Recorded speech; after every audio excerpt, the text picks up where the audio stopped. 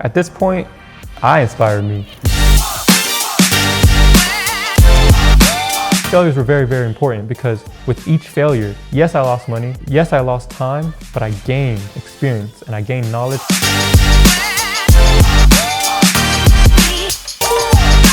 I like to say that business is a personality.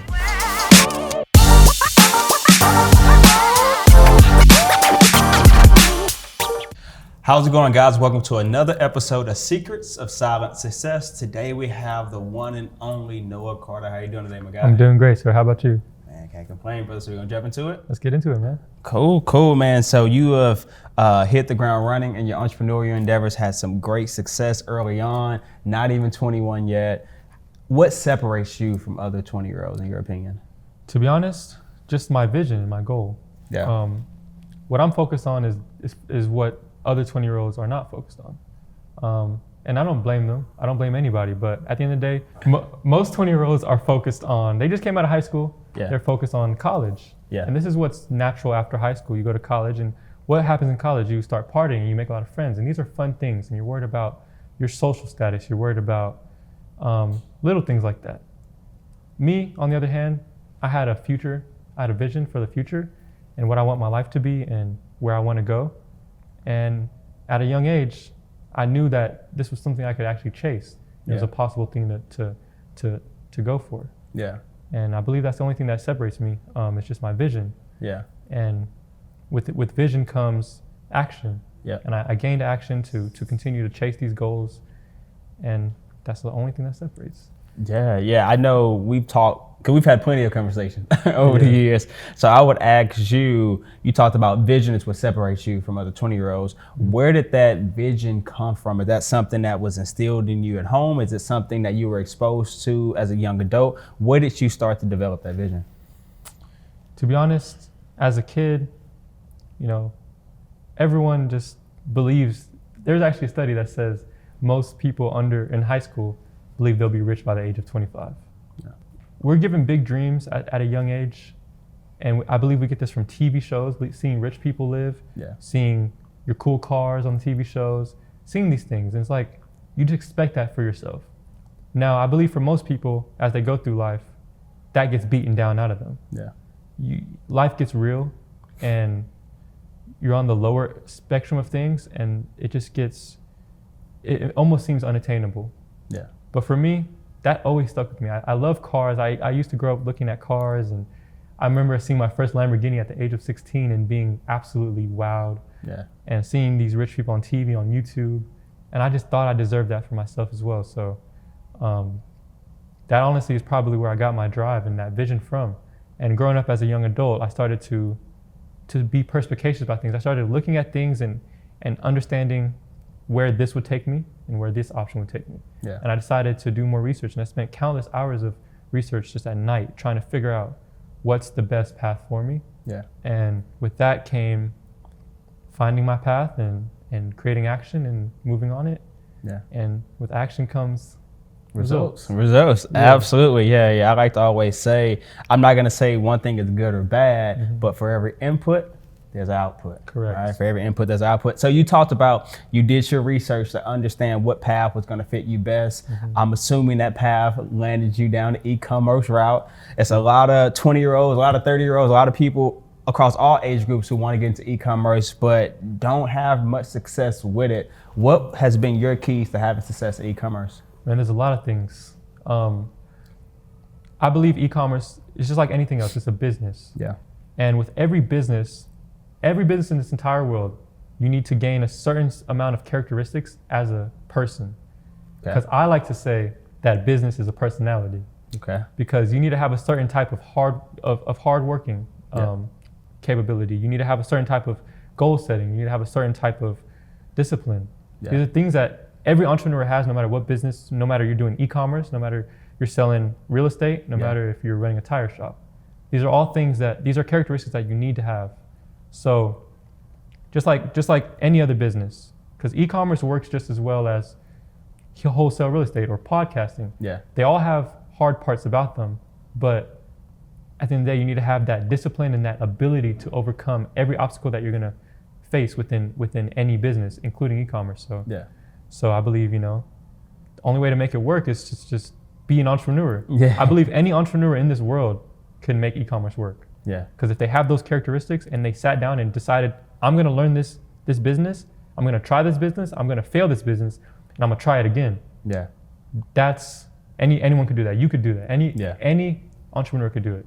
Yeah. As long as they have that characteristics. So my advice for anyone who wants to get into e-commerce is to build yourself, because your brain and your person is your biggest asset. Yeah. So build yourself and gain knowledge and learn how to be an entrepreneur. Yeah. And then try e-commerce. Absolutely. And it would most likely work. So one of the interesting things that you said in your talk right there was, hey, you had some failures and then you had your successes to get over those challenges. Tell me about some of those failures and some of those shortcomings within e-commerce. Yeah, just like I said, every business you're gonna fail. There's no such thing as getting a business right in the first chance. That's never happened. Yeah. It just doesn't happen like that, especially if you're self-made. I myself have experienced several failures. So, when I first tried e-commerce and started getting into it, I started learning the ropes of it. And I learned that, because I'm an entrepreneur, that action is what's important. So I just took action. I'm not a good e-commerce person. I'm not a good dropshipper. I'm not a good businessman, but I'm just gonna do it anyway. Yeah. And my first few products just couldn't get anywhere. Couldn't make a single dollar. I was actually losing money. Yeah. And as a broke college student, losing $200 is very a big painful. deal. Yeah. It's very, very painful. So, and eventually, I was able to get mentored in an e-commerce brand under someone else my age who does the business, and I was able to learn valuable skills. And even with those valuable skills, when I chose to go by myself, I still ran a few products. I tried selling CMOS. I tried selling a video game console. Yeah. These are things that I tried selling and I just couldn't make it happen. But these failures were very, very important, because with each failure, yes, I lost money. Yes, I lost time, but I gained experience and I gained knowledge on why I failed. And I was, even though I was not making money, I was doing dropshipping. I was doing e-commerce, which in turn gave me more skills within the field. And for my next brand, every brand after that, it started way quicker, because I knew exactly what to expect. I knew exactly what to do. I knew exactly what to look out for. So these are all things that comes with failure, which is, I believe, a must. Yeah. You need to fail. You need to get out the way, fail quick. Yeah. Move fast, and don't take it personal. It's never your fault. Yeah. You're just not a good enough entrepreneur. You just got to keep trying. Yeah.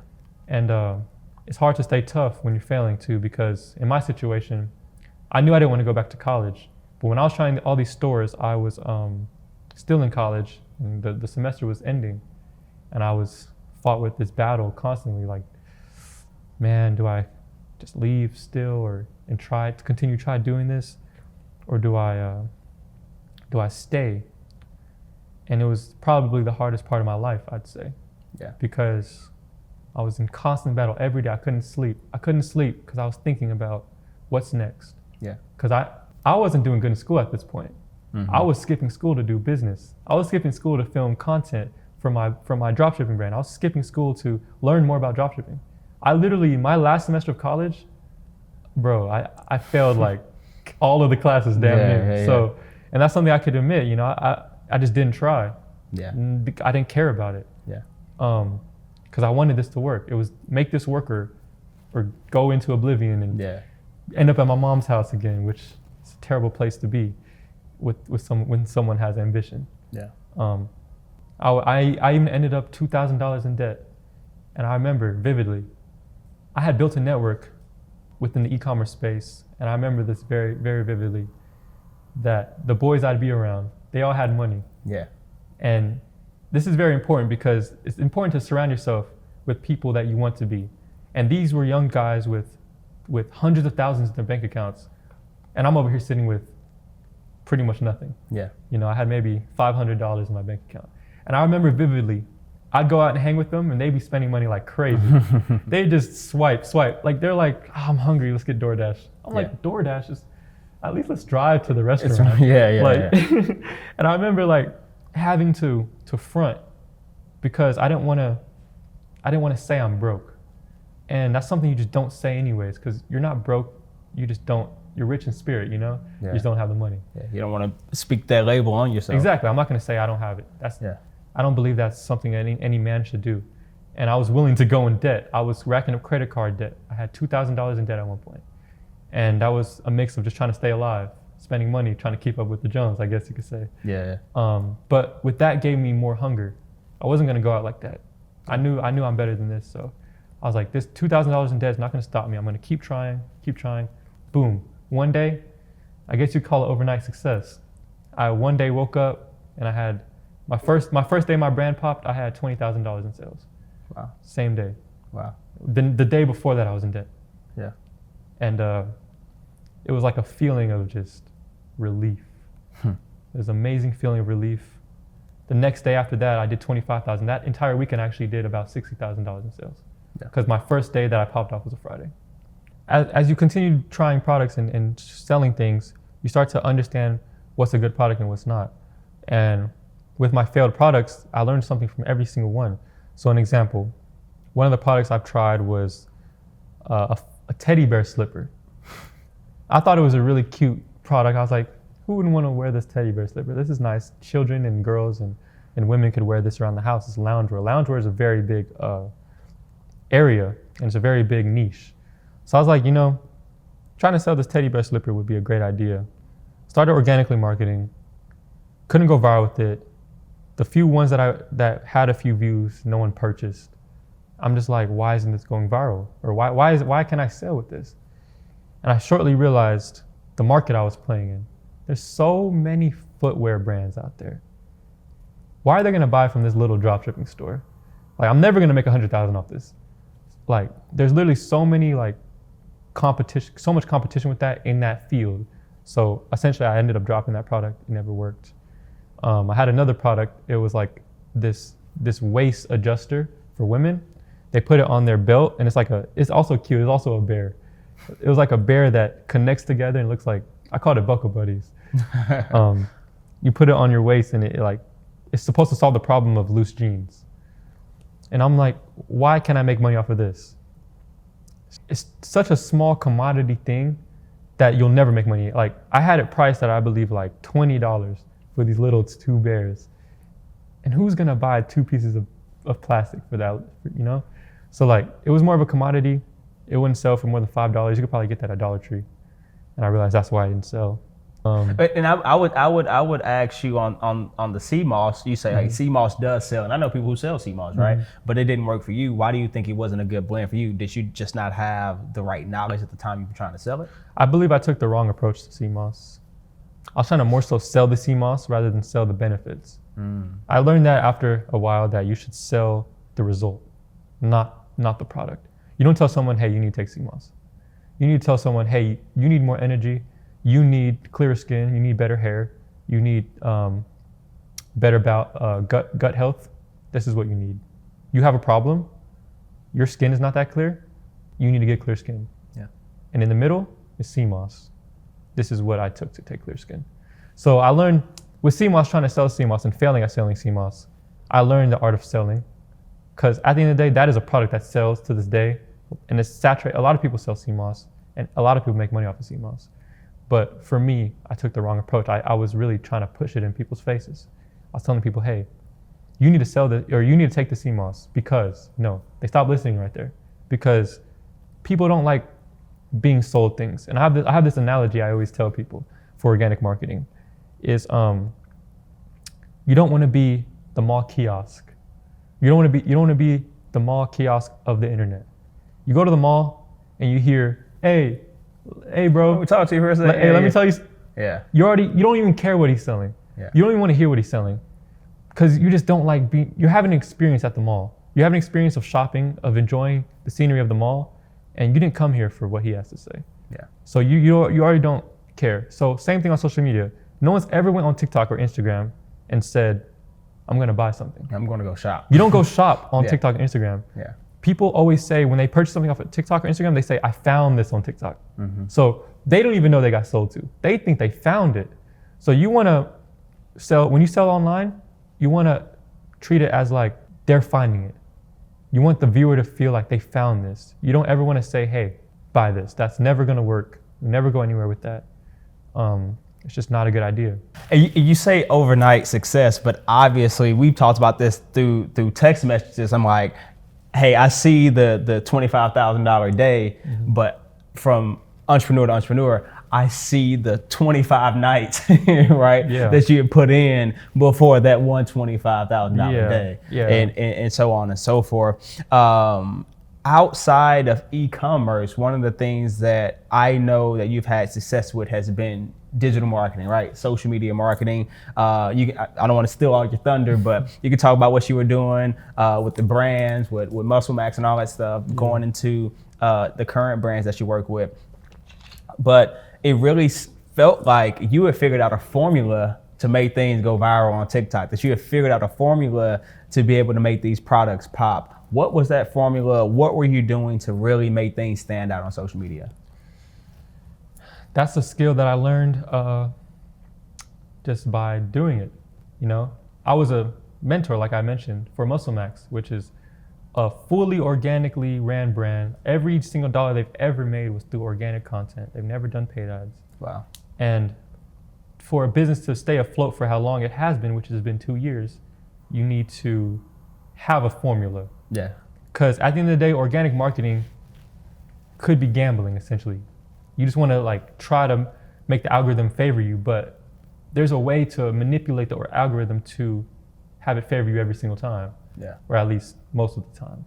So Muscle Max is a brand that figured that out, and me knowing the people at Muscle Max, and me being one of them at one point, I was able to dissect everything and understand exactly how to calculate that formula, how to identify it, and how to use it. So I brought that into my other brands, and I chose to use it, and that's how I just could always make anything pop if I really tried. And this is why I emphasize the importance of learning a skill. It's no getting around it. Yeah. I just know how to go viral and other people don't. Yeah. And that's it. Like, learn the skill. Learn the skill of organic marketing if that's what you want to do. Yeah. If you want to learn the skill of paid advertisement, learn that skill. It's going to take time. Yeah. But you got to learn it. Yeah. Sound like Alex Hormozy. Hey, just learn the skill, put the work in. Learn the skill, put the work in. Man, you're talking about with the genesis of your brand kind of popping off, you know, $20,000 one day, $60,000 weekend. I mean, we've talked about other numbers, right, that have accumulated. What has kept you grounded? What has kept you continuing to work when you're 20, you got that amount of money in your bank account, you got this type of view, you can go out there and do whatever you want to, right? What has kept you grounded? What has kept you humble? What keeps you going and putting the work in? It's a funny story because I actually talked to you when I didn't feel like working. Yeah. So I've had periods of just laziness after I've had my success. I made a whole bunch of money in my first few months of one of my brands that popped off, and I became complacent, I could admit. I started eating Olive Garden every day. I started eating Chipotle. I was eating good every day. I wasn't working out as much. I literally gained about 10 pounds, which for me, as a lean guy, it's pretty noticeable. You're not as lean anymore. And it's something that I understood and I started to realize. I started going on vacations everywhere, like just for fun, like just spend money, do this. I bought a car, did all this crazy stuff. And that's what you're supposed to do, right? That's what you see on Instagram. Right. Get your money and then just go lay at the beach. And I could admit, that was me. That was the poor person within myself, embracing that. Dude finally touched 6 figures in his bank account and wants to spend all of it. And anyone who's in my position at this age, I mean, you can make the excuse like, he's just a 20-year-old kid with a bunch of money. He's gonna spend money. But if you're 20 years old and you make a lot of money, or even 21, you're still young. Yes, your brain isn't fully developed, but you should be more disciplined with your money, because you worked hard for it, so you don't want to just blow it. But to be honest, after that complacency period, what got me out of that was I actually put bills on myself. I got a nice apartment. I got a nice car. I mean, the bills make me work. That may not work for everybody, but that worked for me. I chose. I put pressure on. I work best under pressure, and this is something I know about myself. So, like when I was $2,000 in debt, I didn't sleep. I worked. I didn't sleep at all. I worked. That's all I did. And I made things happen. So, I believe with pressure is, creates diamonds. So, that's just in my end. Yeah. I work really good with pressure. Yeah. Really, really good. Yeah. You talked about understanding that you work better under pressure. And for someone that's 20, I'll be honest with you, at 25, I didn't know about myself, right? I'm still figuring myself out, and I think that's a part of all of our journey to figure ourselves out. But what do you think led to you understanding at such a young age, like, okay, I work better under pressure. These are the things that I need to do to be able to get to where I want to get to. Where did that self-analysis come from? It was just identifying the pattern. Yeah. When I was working my hardest, bro, I was hungry. I had nothing, no money. Money was coming down. Yeah. I was watching my bank account just go down and down and down. And not only that, but my environment. I'm looking at my friends, their bank accounts are going up and up and up. And I'm working the hardest at this period. So I'm like, if that's what it takes for me to work hard, I'll do it. And I also noticed when I was working the least, I literally took weeks. When I was saying I was not eating, I was eating Olive Garden all day and stuff, bro, it was more than that. I was not working. I was literally chilling. I was going on vacation, driving my cars around, hanging with, I played Fortnite. I brought that up. Like, I was literally playing Fortnite, bro. I haven't played video games in 3 years. Yeah. And what do I do when I have all this money? Playing Fortnite. Yeah. Come on, bro. What are you doing? So I realized this is not what you're supposed to be doing. You're supposed to be working. So I said, what can I do to get that work back in me? Because, bro, when you're not worried about money, at least for me, for someone who's never had money prior to recently, when you're not worried about money, it's like a different sense of comfort. And the comfort is good because that's what we work for. But I have more goals I'm trying to accomplish. Yeah. So I don't want the comfort. Off the money I made, I could have sat there, no bills, because I had no bills, really. Sat there, no bills, and lived for a few years. Yeah. But I needed to grow more. I have things I'm trying to accomplish, bigger things. Yeah. What in my eyes, what I've accomplished thus far is almost nothing. Yeah. Like, I like to see that, and I don't credit myself for what I've done.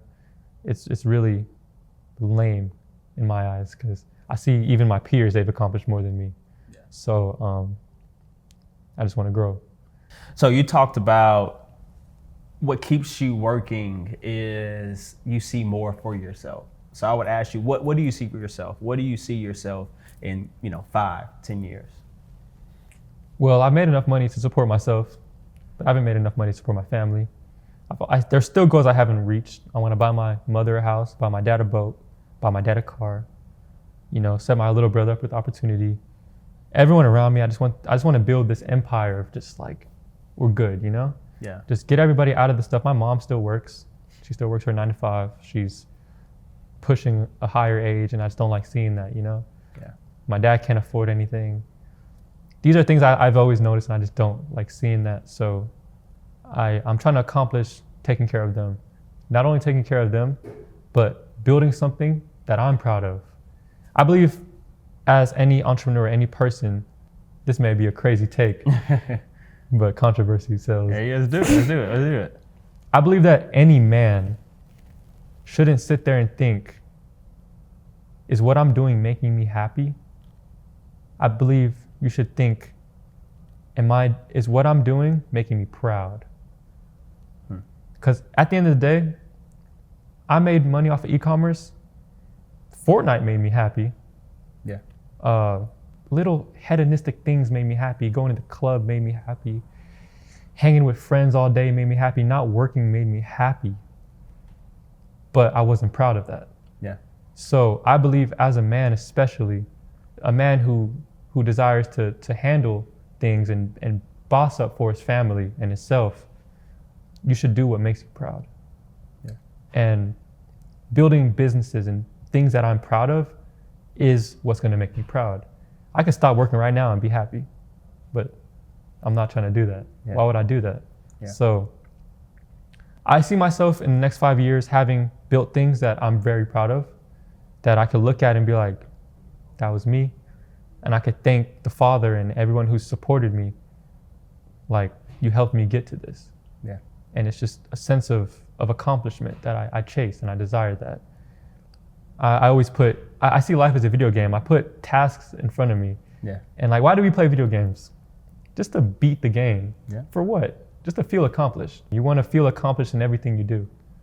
So, or you want to be proud of everything you do. Yeah. And feel accomplished with what you've built. So the next 5 years, I want to be proud of everything I built. Yeah. Essentially. Yeah. And if I'm not proud of everything I built, then I need to be building stuff that I'm proud of. Yeah. Yeah. No, I agree with that 100%. So not too much of a hot take, because I agree with 100%. Yeah.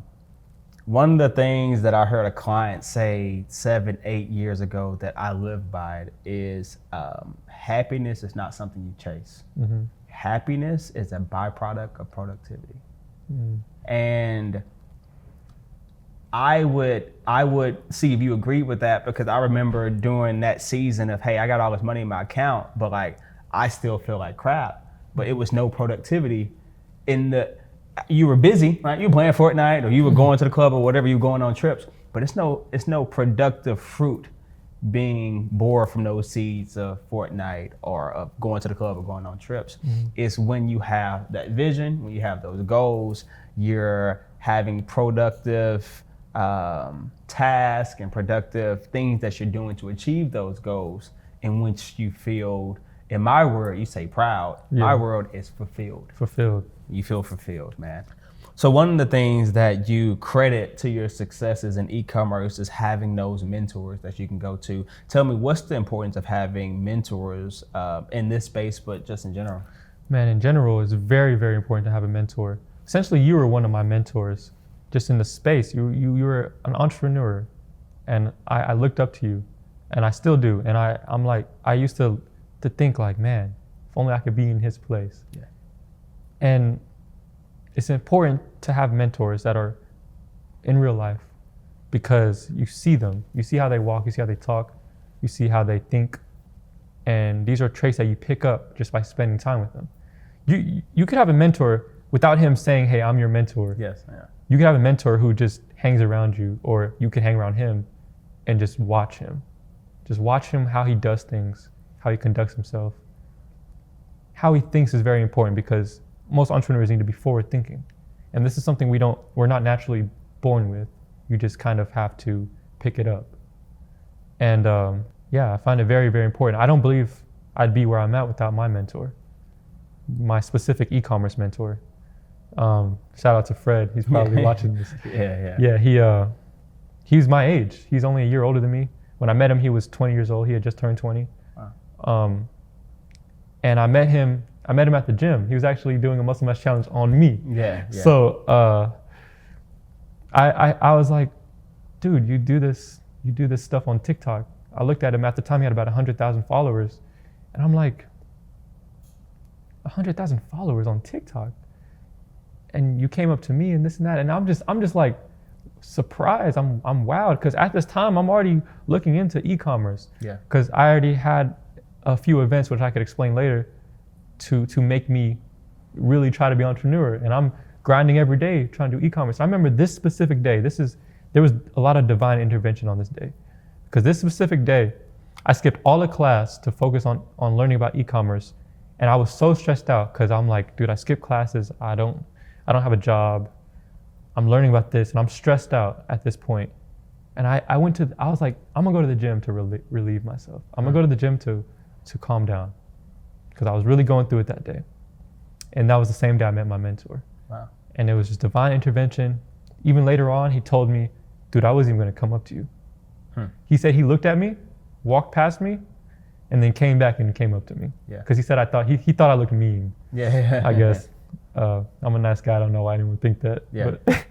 But he didn't even want to come up to me, but I believe it was divine intervention. He came up to me still. And I was I was like, wow, how did you build something like this? And he's my age. And what really got me was, I asked him, I said, so you do e-commerce? He's like, yeah. I was like, what's the most you ever made in one day? He said $35,000. And I'm 19 at the time. Yeah. He's 20. And I'm like, you made $35,000 in one day? One day. People make that in a year. Yeah. And I was like, dude, I have to know what you do. I have to know how to do this. Because that was a very pivotal moment for me, because I realized this is possible. And he lives in my area. Like, he's real. He's real. Yeah. It's not some internet guy. Yeah. Like, I'm looking at him as a young entrepreneur, a young black entrepreneur, and thinking to myself, bro, I could do that too. So I was like, you know what, bro, I'd work for you, bro. Yeah. Like, I don't care. Like, let me work for you. He eventually picked me up. We ended up building Muscle Max to the 1 million followers that it's at now. It's actually at like 1.1 million. Yeah. Pushing 1.2 million on one platform. Wow. But overall, all platforms is around 1.8 million, I'd say. But I worked for him, and you know, it was a hard journey. He didn't just give nothing to me. He was a great mentor. He didn't give nothing to me on a platter. In fact, I didn't even get paid. Yeah. If he's watching this, he knows. Like, I didn't really get paid that much. Like, I made some money. I made a few $1,000s to stay alive and not have a job. Yeah. But in terms of real money that Muscle Max was pulling in, I wasn't really getting too much of it. But yeah, at the end of the day, when I decided to separate ways with Fred, it was never in a bad blood, but I said, you know, I think I'm ready to move on. Yeah. And I had gained the greatest asset possible, learning how to be an entrepreneur from Fred, because he's a real entrepreneur, and niche skills. Yeah. I learned exactly how to dropship. Yeah. I learned exactly how to run a business, because I had no clue how to do that. Yeah. Prior to him, but he taught me exactly how to do that. And moving on from him, it was shortly after that I found my own success, a few months after. Yeah, man, I think two things is really awesome about that. I believe in like creating your own luck, man. Mm-hmm. And so not only did divine intervention bring you all together at that place, at that point, you then had the courage to be able to ask him for an opportunity, and then you were able to then provide him value. Even if he wasn't paying you, if you weren't providing him value, you weren't gonna stay around. Correct. And so I think that's so awesome to be able to create your luck. Yeah, sometimes we get lucky. Divine intervention puts us in where we need to be, but you have to be ripe to take advantage of the opportunity, which I think you did masterfully.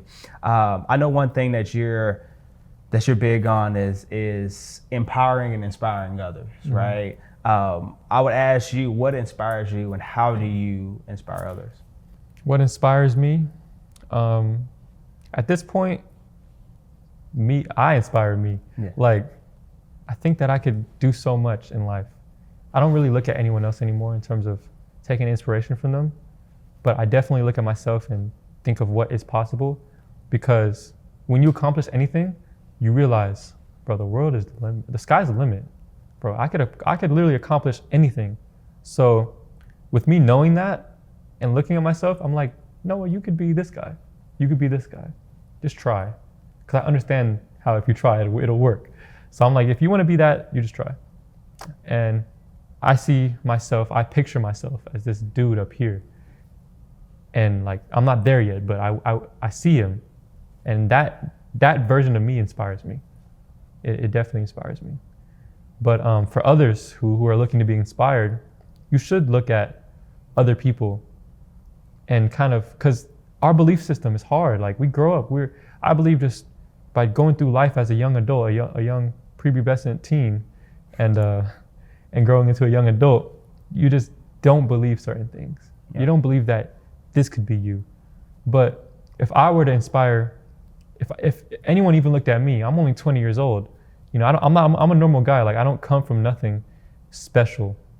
Like, I grew up in Grand Prairie, Texas. It's pretty normal. I didn't really have too much going on, right? I'm not exceptionally smart. I don't have a crazy high IQ. Nothing special, bro. I'm just like everyone else, to be honest. I just cleared up my head and made it happen. And as long as you do that same thing, you know, anyone could do that too. And age doesn't matter, race doesn't matter, nothing matters, gender doesn't matter. None of it matters, bro. Like, you just gotta try it and push forward. So I hope everyone who watches this understands that. Yeah. No, I agree 100%, man. Mm-hmm. So this is called the Secrets of Silent Success podcast. So I would ask you, Noah, what is your secret to success? All right, I say my secret to success is a clear vision, hard work at that vision. You gotta shape your life. My entire life is shaped around entrepreneurship. Where I live, how I eat, how I conduct myself, who I talk to, it's all shaped towards my goals. I don't really do anything else that doesn't align with it. So your vision, hard work, action, make it your life, man, essentially. And I believe that certain situations will force you to do that. If you're in debt, if you have nowhere to look, if you really, really desire to get out of the position you're in, you're just gonna shape that way. Because I believe anyone can make it as long as they really want it. Because for anyone who says they try to do entrepreneurship and it doesn't work out, you didn't try. Simple as that. Because if you really tried, you would have gotten it done. And they say I tried, but then you ask them, how many businesses have you started? Not that many. What books have you read? Not that many. What have you done to accomplish that goal? I tried one time. It's not trying. People dilute the definition of trying, because anyone who's ever really was that hungry, they tried and they made it out, and they accomplished whatever they set their face on. Yeah, cool. We'll leave it right there, brother. I appreciate you, man. I appreciate you too. For sure, man.